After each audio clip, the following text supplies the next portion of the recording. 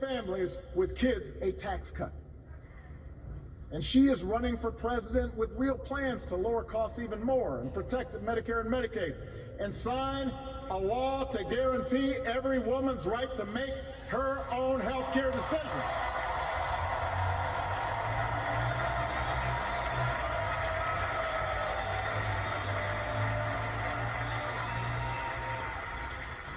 In other words, Kamala Harris won't be focused on her problems. She'll be focused on yours. As president, she won't just cater to her own supporters and punish those who refuse to kiss the ring or bend the knee. She'll work on behalf of every American. That's who Kamala is. And in the White House, she will have an outstanding partner in Governor Tim Walz.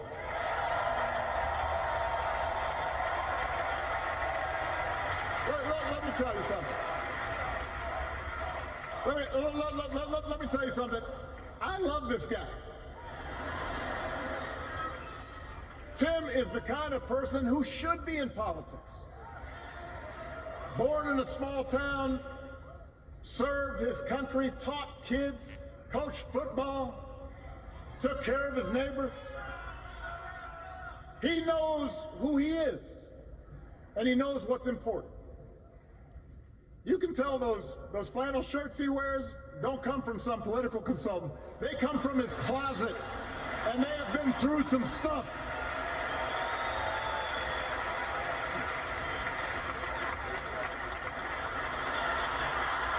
They have been through some stuff. That's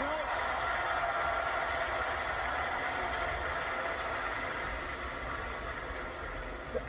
Together, Kamala and Tim have kept faith with America's central story. A story that says we are all created equal. All of us endowed with certain inalienable rights, that everyone deserves a chance, that even when we don't agree with each other, we can find a way to live with each other. That's Kamala's vision. That's Tim's vision. That's the Democratic